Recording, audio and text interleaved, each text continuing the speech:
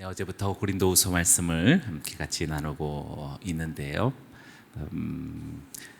고린도후서 말씀을 가지고 우리 주일 설교도 나누었지만 또 이렇게 큐티를 통해서 또 하나님의 마음을 다시 한번 고린도후서를 통해서 확인하게 됩니다. 여러 가지 바울의 삶의 실제적인 부분들이 하나님의 말씀 속에서 우리들에게 경전이 되어서 주님의 음성이 들려옵니다. 조금 고린도후서를 읽다 보면 조금 구차한 어떤 개인의 어떤 일정들, 또 개인의 어떤 감정들, 그런 것에 속한 지엽적인 일로 보여지지만 그것이 소재가 돼서 하나님의 말씀으로 우리들에게 주어졌죠. 그래서 우리 암송도 하고 또 주의 말씀을 붙들고 의지하는데 겉으로 보면은 바울의 개인사이지만 실상으로서는 그것이 우리들에게 다가온 하나님의 말씀이다라는 것을 경청해 보면 이 하나님의 말씀이 또한 우리들의 개인사 속에서 역사할 수 있다라는 사실을 깨닫게 됩니다. 그러니 오늘 잠잠히 주의 말씀을 경청하고 똑같은 어떤 상황들이 펼쳐지는 여러분들의 삶 속에서 오늘 하나님의 말씀에 분명한 약속이 또 승리가 주어질 줄로 믿습니다. 사람은 무엇을 관심하고 있고 또 무엇을 자부하고 있으며 또 자랑하고 있느냐에 따라서 그 사람의 진정한 가치를 또 목적을 알 수 있으리라 생각합니다. 그러니 오늘 말씀 보기 전에 여러분들의 지금 중요한 지대한 관심사가 무엇입니까? 그리고 여러분들이 지금 가장 기대하고 또 자랑할 만한 그런 가치는 무엇입니까? 지금 탁탁 떠올릴 수 있으면 좋겠는데요. 혹시 떠올랐을 때 그것을 잠시 한번 돌아보고 만약 우리 바울과 같은 그런 배경으로서 그런 목적으로서의 자랑과 관심이 아니라면 우리는 어쩌면 하나님 말씀을 통해서 수정해야 된다라고 말할 수 있겠습니다. 바울의 관심과 사랑이 무엇인지 잠시 우리가 들여다보기 원합니다. 12절의 말씀을 다시 한번 읽어보시죠. 시작. 우리의 자랑은 이것입니다. 곧 우리의 양심이 증거하는 것인데 우리가 세상에서 행할 때 특히 여러분에 대해 행할 때는 더욱더 하나님의 순수하심과 진실하심으로 행했고 육체의 지혜로 하지 않았고 하나님의 은혜로 행했다는 것입니다.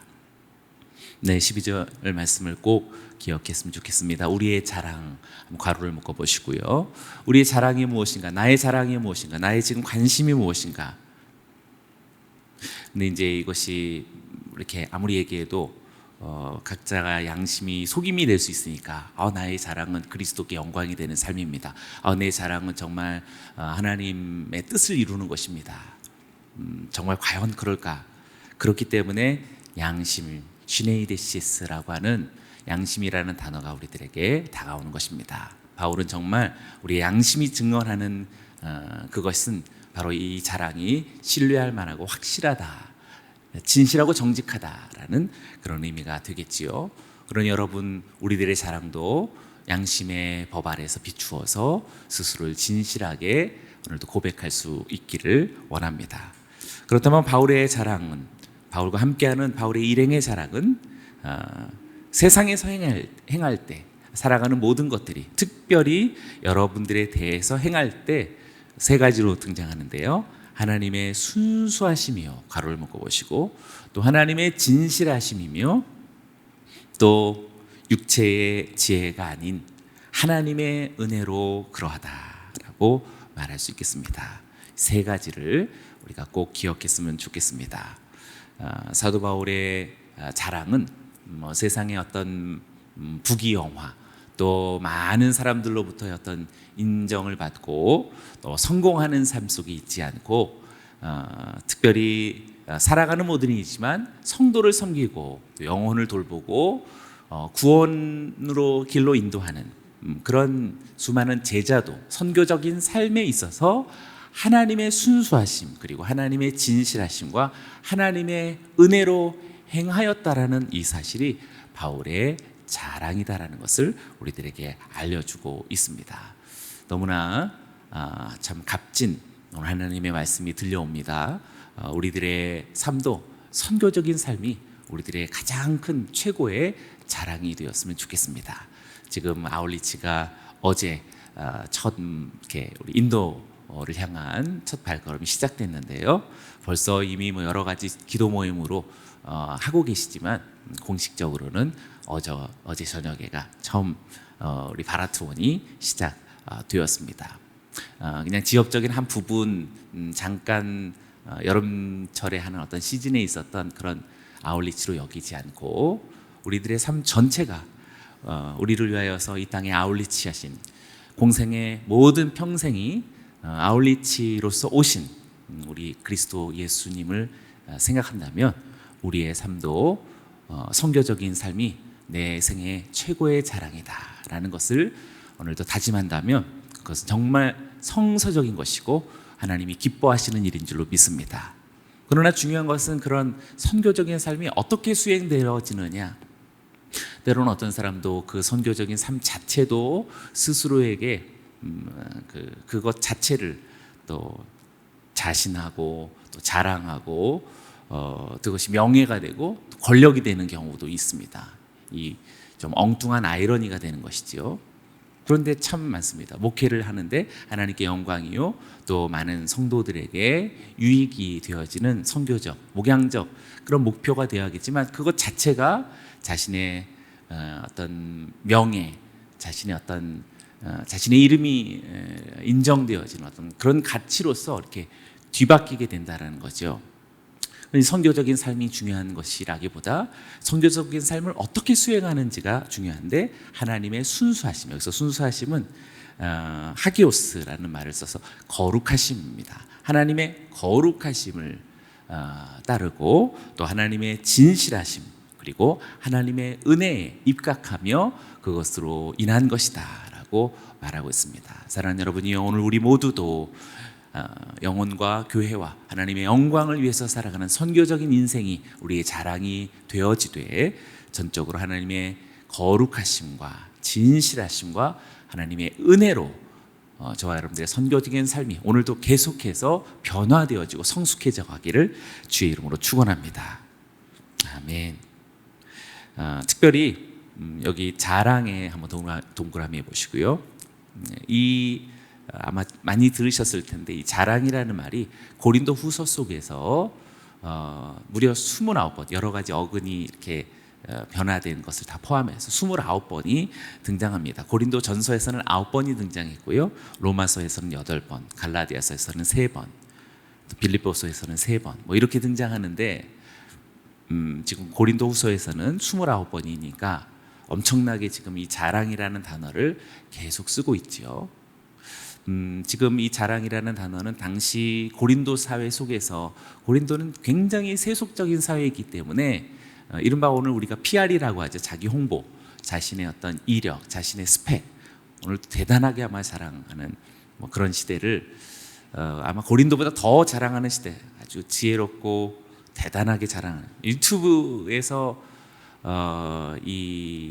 활동하는 모든 것도 어떻게 보면 다 자신의 어떤 가치, 자신의 자랑거리를 능숙하게 표현하느냐에 따라서 성공의 뭐 여부가 있는 뭐 그런 시대로 우리 지금 살아가고 있습니다. 그러니 고린도 후서에서 이렇게 자랑이 막 솟구치고 있다는 사실은 고린도보다도 더 세속화되어진 현대를 살아가고 있는 우리들에게 있어서 진정한 자랑은 무엇인가 오늘 성서가 우리들에게 되묻고 있는 것이다 라고 말할 수 있겠습니다. 특별히 우리 젊은이들에게, 다음 세대에게 너의 자랑은 무엇이냐, 너의 소망은 무엇이냐, 앞으로 너 꿈꾸는 것이 무엇이냐라고 했을 때 하나님의 거룩하심과 진실하심과 하나님의 은혜로 선교적인 인생을 살아가는 것이다 라고 말할 수 있는 우리 자녀들 되어지기를 주의 이름으로 축원합니다. 오늘 이러한 여러 가지 바울에 대한 거센 비난 또 바울에 대한 여러 가지 의심 이런 사연들 속에서 바울 자신이 그것을 변증하려고 노력하는 가운데 멱설적으로 사용한 단어가 바로 자랑이다라는 겉으로 보면 자기 과시로 보여지지만 지금 내용을 보면 절대 그렇지 않죠.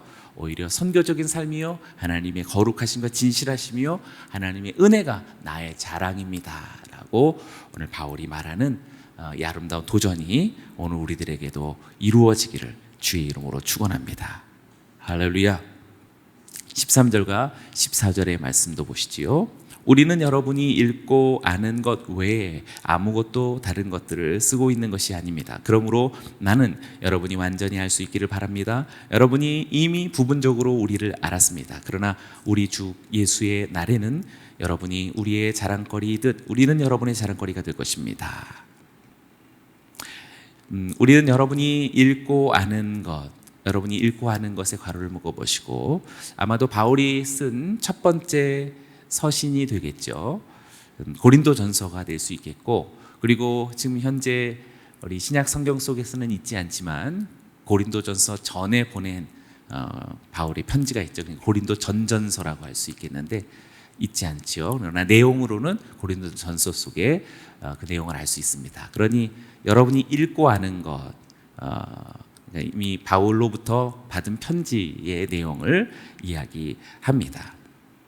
그런데 그러한 고린도 전서가 됐든지 고린도 전전서가 되었든지 이 모든 내용은 지금 고린도 후서와 내용 면에서 결코 배치되지 않는다라는 사실을 말해주고 있습니다. 그렇지요. 주님의 말씀이 내용의 어떤 사연은 다를지라도 본질은 동일한 그런 세계를 지향하고 있음을 이야기하고 있는 것이죠. 고린도 교인들이 아마 바울의 대적자들이 수많은 어떤 중상모략이 있었던 것이지요. 바울 저 사람은 이렇게 수군거리고 어떤 폄하하는 또 이렇게 뭔가 의심 어린 여러 가지 지적과 비난을 하는 말들에 고린도 성도들에게 쏠깃해가지고 바울의 어떤 순수함과 진실함에 대해서 여전히 신뢰하지 않고 의심을 품고 있었던 상황이 아주 깊었던 것입니다. 그래서 지금 바울은 그런 아직 미완의 상태 속에 서로 의심과 반목의 상황 속에 있는 그 상황이 부정적인 상황이지만 바울은 실망하거나 또 오히려 고린도 성도들에 대한 비난의 어떤 역감정을 갖지 않고 이제는 온전해질 것이다, 완전해질 것이다 라는 사실로서 또 축복하고 있는 것을 우리는 알게 됩니다. 13절의 말씀 속에 나는 여러분이 완전히 알 수 있기를 바랍니다. 거기에 꺽쇠로 묶어보시기를 바랍니다. 여러분이 읽고 아는 것은 지금 바울의 개인적인 편지지요. 그러나 지금 우리들에게는 주님의 복음서, 복음 서신이죠. 복음을 담은 서신입니다. 하나님의 말씀이죠. 그러니 지금 그런 관점에서 들여다보면 지금 고린도 성도들은 하나님의 말씀을 바울로부터 받았죠. 그 받은 것을 읽고 알아가고 있지만 아직 부족합니다. 그래서 14절에 보면 여러분이 이미 부분적으로 우리를 알았습니다. 또 여기도 꺽쇠를 묶으시기 바랍니다. 아직은 부분적으로 알지만 그러나 우리 13절 앞에 있었던 나는 여러분들이 마침내 완전히 알게 될 것이다 라고 그렇게 확신하고 있는 것입니다. 그렇습니다. 우리는 지금 고린도 후서, 고린도 전서를 우리 보고 묵상하고 있지요. 아직 우리가 부족하지만 그래서 이렇게 실상에서는 여러 가지 이렇게 좀 잡음들이 있을 수 있겠죠. 의심도 있겠고 또 여러 가지 때로는 막 좀 심하게 나가면 좀 격한 어떤 그런 대립의 상황도 있을 수 있겠지만 그러나 그것을 실망하지 않고 이제 분명히 하나님의 말씀이 우리에게 있기에 완전하게 새로워질 수 있다라는 전적인 희망을 지금 전하고 있습니다. 혹시 오늘 말씀을 또 듣는 새로운 이 아침에 저와 여러분들의 마음을 어둡게 하는 상황이 우리들에게 혹시라도 있다면 우리는 아직 부분적일 뿐이다. 그러나 이제 완전하리라 라는 소망을 갖고 자신에게도 물론이지만 여러분들과 연루되어져 있는 많은 사람과 상황에 대해서 이렇게 확신을 갖는 축복이 있기를 원합니다. 할렐루야.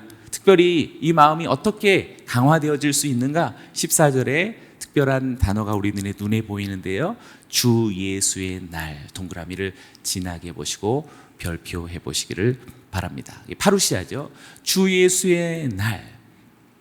바울은 이 주 예수의 날을 서신서 여러 곳에서 사용하고 있습니다. 그러니 바울은 항상 이 파루시아를 인식하고 있었고 파루시아적인 그런 시간 개념 속에서 살고 사역했다라는 사실을 알게 됩니다. 우리는 계속 마라나타 주 예수여 오시옵소서 우리 찬양하고 또 말씀을 나누는 이런 빈번한 마지막 때에 대한 그런 확신, 기다림, 그리고 주님이 곧 오십니다 라고 하는 그런 서로에 대한 축복과 권면이 부지런히 있어야겠습니다.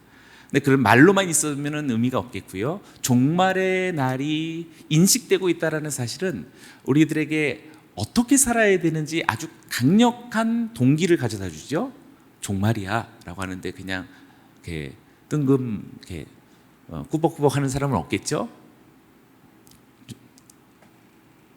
네. 주님의 날이 곧 오셔 라고 하는데 그냥 뭐 그러면 좋고 뭐 아니면 뭐 상관없고요. 뭐 이런 게 아니잖아요.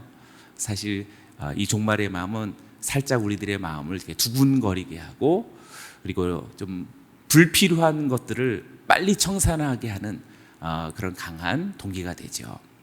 이것이 지금 나에게 불필요해.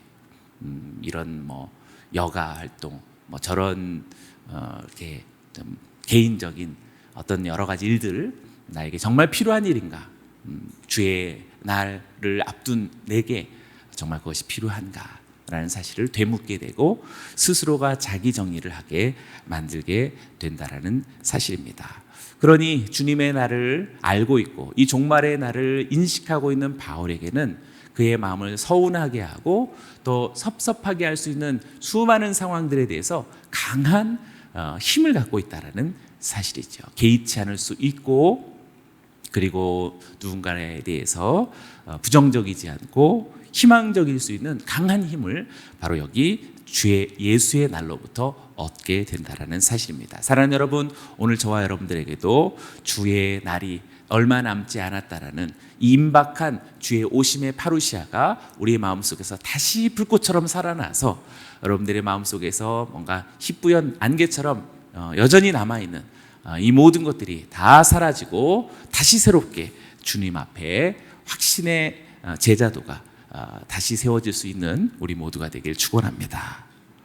그래서 15절 말씀 보면 이런 확신으로 인해서 바울의 행동 방향이 나타나게 되는 것이죠. 15절을 제가 했습니다. 나는 이런 확신이 있으므로 먼저 여러분에게 가기를 원했습니다. 이는 여러분으로 하여금 다시 두 번째 은혜를 받게 하기 위함입니다.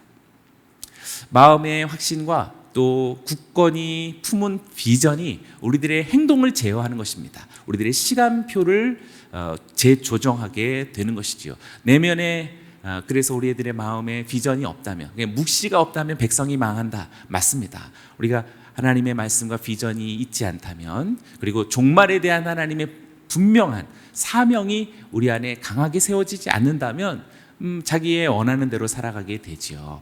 그리고 또 요즘에는 이렇게 유튜브와 같은 그런 SNS 막 불현듯 우리들에게 찾아오는 수많은 정보들이 자꾸 우리들의 마음을 이렇게 흩어버리죠.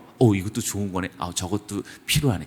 야, 이런 것도 있었네 하면서 막 이런 탐색하다가 실종되어져 버린 인생을 이렇게 거대한 늪 속에 빠져버리는 것입니다. 그러니 여러분 그냥 미디어도 많이 금식하시고 이렇게 좀 가급적 보지 마시고 하나님의 말씀에 창념한 순전한 주님의 백성들 되시기를 원합니다. 15절에 이러한 확신으로 인해서 여행 계획이 나오는 것이지요. 삶의 계획이 1년의 스케줄이 나오는 것입니다. 근데 여기서 지금 15절에 보면 먼저 여러분의 가기를 원했다. 그러니 앞에 있었던 양심으로서 여러분들에 대한 이 긍정적 마음이 사실이다라는 것을 알게 되는 것이지요. 보통 여러분 보세요. 서운한 마음이 있으면 이렇게 가고 싶습니까? 가고 싶다가도 이렇게 막 이런저런 곳에 안 가르치려고 이렇게 둘러대고서 변명하겠죠. 다른 이유를 대고서 안 만나고 안 가고 또 뭐 안 했다라고 이렇게 약간 이렇게 너스레를 이렇게 하는 거죠. 다 우리들 삶에 있는 다 좋지 않은 이런 모습들입니다. 여러분에게 어울리지 않습니다. 이것이 하나하나 허용하다 보면 우리들의 눈가를 흐리게 만들고 우리들의 말도 불분명하게 만들고 또 마음의 어떤 영성도 무척 희뿌옇게 만들게 되는 것입니다. 그러니 바울은 그런 확신이 있어서 여러분들의 가기를 원했는데 2번이나 가기를 원했다라고 말하고 있습니다. 그래서 두 번째라고 지금 우리말 성경에 말해서 조금 혼동이 될 수 있겠는데요. twice, 이게 두 번 방문하는 것이다라는 것으로 이해해야 옳겠습니다. 고린도 후서에 의한다면 벌써 바울은 지금 이 편지 고린도 후서를 이렇게 전하기 전부터 벌써 2번의 방문이 있었다라는 것을 우리는 알게 됩니다. 좀 복잡한데요. 그런데 이 2번의 방문 이후에 지금 몇 가지 방문 계획을 세웠었는데 2번 여러분에게 또 가서 은혜를 나누기를 원했다라는 사실을 지금 이야기하고 있습니다. 중요한 것은 어쨌든 여러분들을 방문하려 했고 2번이나 함께 은혜를 나누려 했다라는 것이 사실이며 진실입니다. 그것이 16절 속에서 구체적으로 보여지는데요. 나는 여러분을 방문해서 마케도냐로 갔다가 다시 마케도냐에서 여러분에게로 돌아왔다가 그리고 여러분의 파송을 받고 다시 유대 예루살렘으로 가려는 계획입니다 라는 사실이죠. 지금 현재 위치는 아마 에베소라고 보면 좋을 것 같은데요. 지금 여기에서 여러분이 있는 고린도 헬라에 왔다가 그리고 마케도니아로 갔다가 다시 헬라로 고린도로 왔다가 다시 예루살렘으로 가는 것. 어쨌든 좀 복잡해 보이지만 이런 구체적인 계획이 있었다라는 것이요. 그 계획의 본질은 여러분들을 정말 만나고 싶고 여러분들에게 가고자 했다라는 그것이 바로 진실입니다. 자, 우리는 여기서 한 가지 좀 기억해야겠습니다. 확신이 있고 사랑이 있다면 만나야 됩니다. 우리는 지금 이 온라인의 시대를 살아가고 있는데요. 지금 온라인의 긍정적인 면, 온라인의 불가피한 측면을 우리는 적극적으로 가져야 되지만 그것으로 대체해서는 안 되겠습니다. 우리는 지금 성서 속에서 끊임없이 진실을 우리들에게 얘기해 주고 있는데 이왕 이렇게 됐으니 그냥 온라인으로라고 하는 것은 지금 고스란히 성서 속에서 들려오는 우리들의 감정과 우리들의 상황에 대한 이렇게 아주 꿰뚫어 보는 통찰이라고 생각합니다. 여러분, 우리가 여러 가지 편의는 훌륭한 도구로 취할 수 있지만 그 편의가 우리들의 본질이 될 수는 없는 것입니다. 그러니 사랑하는 여러분들이요, 저와 여러분들에게 사랑한다면 만나고 그리고 적극 더 섬기고 돕고 그리고 손 마주 잡고 또 자신의 삶을 내어줄 수 있는 그런 구체적인 선교적인 삶으로서 계속 이어져 갈 수 있기를 주의 이름으로 축원합니다. 2번이나 고린도를 방문하려고 했던 이유는 아마 이후로도 나오겠지만 예물과 관련이 있습니다. 한 번에 왔다가 가려 본래의 계획은 이제 고린도를 2번 오는 것이 아니라 마케도니아에서 한 번 고린도로 와서 오랫동안 고린도에 머물려 했던 것이 또 말씀 속에서 다른 서신 속에서 들려오지만 그러나 지금 일정 변경하고 있죠. 이런 막 변경들을 통해서 바울의 대적자들은 여러 가지 이렇게 흠을 찾는 거죠. 이렇게 지적할 수 있는 어떤 그 거리들이 제공되게 된 것입니다. 그것을 가지고서 바울에 대해서 비난하는 어떤 사례로서 자꾸 이렇게 변경한다라는 그런 어떤 블레임을 했던 것입니다. 그것이 17절이죠. 내가 이렇게 계획할 때 어찌 경솔히 했겠습니까? 또 내가 이렇게 계획할 때 예예라고 했다가 금방 아니요 아니요라고 하려고 육체를 따라 계획하고 있는 것입니까? 네, 바울이 고린도의 방문의 일정을 연기했을 때, 또 변경했을 때 고린도 성도들이 여러 가지 아마 대적자들이 아마 그것을 부추겼을 것입니다. 그런 것으로 인해서 변경된 계획을 비난했던 것입니다. 지금 오늘날 우리들의 말로 이렇게 자꾸 따져서 말한다면 그러니까 변경한 건 사실이잖아요. 말로 듣는데 이렇게 하겠죠. 변경은 변경 맞잖아요. 뭐 이렇게.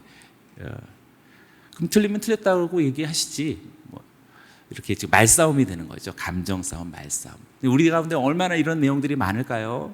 지금 여기 하나로 우리에게 들려오지만 그것은 이런 거 아니겠습니까? 라는 그런 불필요한 우리들의 감정의 씨름들, 이런 것들이 우리들의 삶 속에 너무나 많이 있습니다. 비단 사역뿐만 아니라 우리들의 여러분의 일상의 삶 속에서 얼마나 이런 감정의 씨름들, 말의 어떤 논리들이 뿌려놓는 이런 이런 이렇게 앙금들이 우리들에게 너무나 우리의 삶을 지치고 힘겹게 하는 것입니다. 그때 바울이 어떻게 이것을 극복하고 영성화해 나아가는지 놀라운 비결이 발견이 됩니다. 18절입니다. 같이 읽어보시죠. 시작. 하나님은 신실하십니다. 우리가 여러분에게 한 말은 예가 아니오로 된 적이 없었다는 사실에 대해 하나님의 신실한 증인이십니다. 하나님은 신실하십니다. 괄호를 묶어보시고 별표해 보시기를 바랍니다. 사람은 연약하고 미약할지라도 하나님은 신실하시다라는 사실을 의지하고 그것을 따르고 그것을 목표하고 있는 사도 바울이기에 지금 실제적인 방문 계획은 바뀌어졌을지라도 아까 얘기한 것처럼 실제적인 여행 계획은 바뀌어졌을지라도 그 내면에 있는 본질과 그리고 동기와 목적 자체, 여러분들을 사랑하고 하나님의 그 거룩하심과 또 하나님의 그 진실하심과 하나님의 은혜에 입각해서는 내가 여러분들을 만나려 더 온전하게 더 뚜렷한 은혜를 위한 그 목적만은 변함이 없다라는 사실을 지금 말하고 있는 것이지요. 그러니 아까 얘기했던 그러니까 변경한 건 맞잖아요 라고 말하는 그것도 사실 맞긴 맞겠죠. 그러나 그런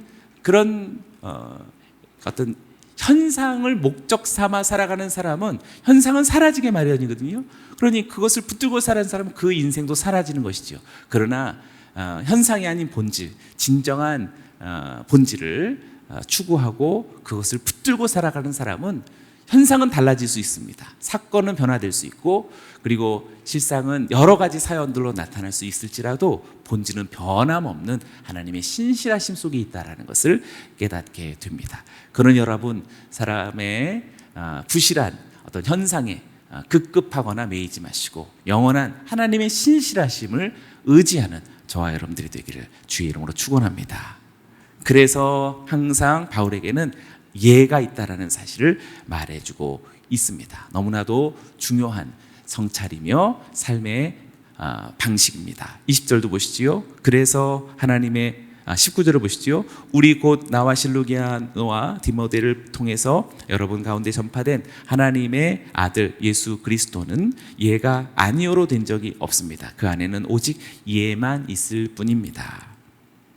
네, 지금 벌써 예가 3번이나 등장하고 있죠. 18절에 예, 또 19절에 예. 이것은 지금 나타난 사연들은 이렇게 바뀔 수 있고 저런 경우가 될 수는 있지만 그러나 내면 속에서는 언제나 예스가 흘러가고 있다는 사실을 보여주고 있습니다. 이것이 진실이 됩니다. 아까 얘기했던 것처럼 그래서 변경 계획 한 거는 맞잖아요 라고 하는 그분이 틀린 것이라고 할 수 있습니다. 왜냐하면 그분은 감정의 본이 되어졌고 그리고 누군가의 불편한 마음이 동기되어졌기 때문에 지금 어떤 사실을 자꾸 강화시키는 것이지요. 무엇이 진실인지는 지금 바울을 통해서 무엇이 이해가 되는지는 확실하게 알게 되는 것입니다. 자, 이러한 예도 역시 자기 자신의 어떤 신념, 어떤 삶의 어떤 가치관으로서 그런 것이 아니라 끊임없이 앞서 18절에 있었던 하나님의 신실하심이 동기됐던 것처럼 20절에 예수 그리스도의 아멘 되심에 기초가 있다는 사실을 알게 됩니다. 20절도 같이 읽어보시죠. 시작. 하나님의 약속은 그리스도 안에서 얼마든지 이해가 됩니다. 그러므로 우리는 그를 통해 아멘으로 하나님께 영광을 돌립니다. 아멘. 네, 18절에 예, 또 19절에도 2번의 예, 또 20절에 또 4번의 예가 또 등장합니다. 그리고 마침내 이 예는 아멘이었다라는 사실을 우리들에게 밝혀주고 있습니다. 우리는 그를 통해 그리스도를 통해 아멘으로 하나님께 영광을 돌립니다 라고 밝히고 있습니다. 네, 너무나도 멋진 그런 신앙 고백이며 또 신앙 고백이 삶 속에 막 역사해서 지금 막 쏟아지고 있는 그래서 당신 틀렸잖아, 당신 잘못했잖아, 그래서 이렇게 의심하고 막 빙정거리는 막 그런 세계들에 대해서 아주 꿋꿋하게 아멘을 선포하고 나아가는 바울의 모습이 들려지죠. 잘 보면은 지금 이렇습니다. 이게 사연은 굉장히 구차한 일들이죠. 그래서 여행 계획 변경한 걸 가지고서 지금 뭐 하나님의 신실하심까지 오고 지금 뭐 아멘이 되신 그리스도까지 오는 이렇게까지 할 필요가 있을까? 우리는 그렇게 해야 된다라고 생각합니다. 우리들의 범사가 하나님의 신실하심 속에 또 그리스도 예수의 아멘 되신 충성이신 그리스도의 따르는 참된 제자도의 삶을 살아가는 이에게는 진실로 이렇게 수많은 우리들에게 구차하게 나타나는 또 빈번하게 등장하는 삶의 조각들마저도 하나님의 신실하심 앞에 또 그리스도의 충성되심 앞에 재해석하고 다시 정화하고 자신에게 적용하는 그런 은혜, 그런 놀라운 승리가 있다는 사실을 깨닫게 됩니다. 사랑하는 여러분, 수많은 어려움과 상처로 또 여러분의 실족함으로 다가오는 삶의 조각들을 여러분들이 거기에 시달리거나 거기에 좌충돌하지 마시고 하나님의 신실하심 위에 그리고 그리스도의 아멘이시오 충성되신 그리스도의 그 충성되심 앞에 저와 여러분들의 삶을 온전히 고정하여서 좌로나 우로나 치우치지 않기를 주의 이름으로 축원합니다. 그러할 때 우리는 진정한 하나님의 영광된 삶을 살게 될 것입니다. 그래서 여러분들의 참고 구절 알려드려요.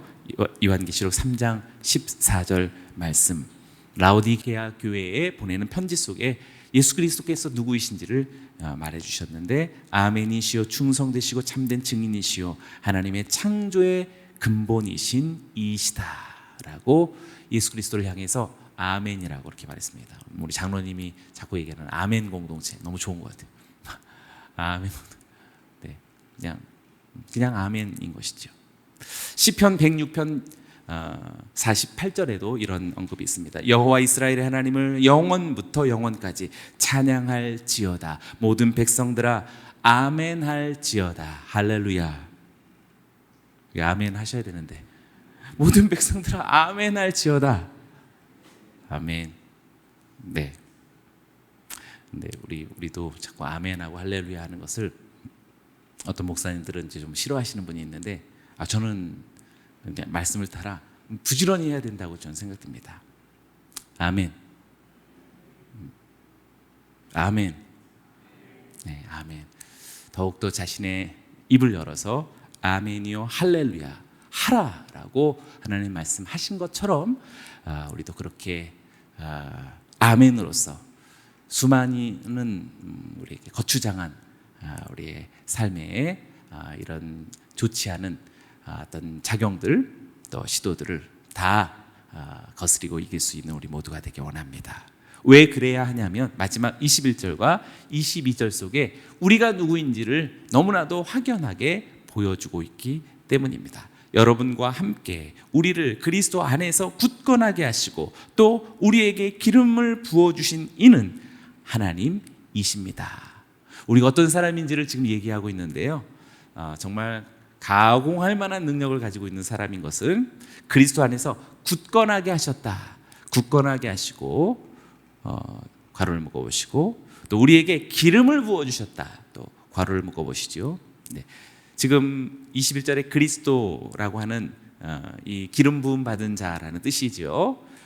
그런데 여기 기름 부어주신 크리스타스라는 말도 역시 지금 어떻게 보면 언어 유희라고 말할 수 있습니다. 우리는 그리스도와 닮아가는 작은 그리스도 되어진 그리스도를 따르는 그리스도인들로서 우리 모두는 굳건하게 되어진 자요 기름 부음 받은 자다라는 사실을 이야기하고 있습니다. 과거에는 왕이나 제사장이나 선지자들만 기름 부음 받았던 이 엄청난 하나님의 신적 종들만이 기름 부음 받은 자들이었지만 여기는 우리 모두는 다 왕 같은 기름 부음 받은 자들인 줄로 믿습니다.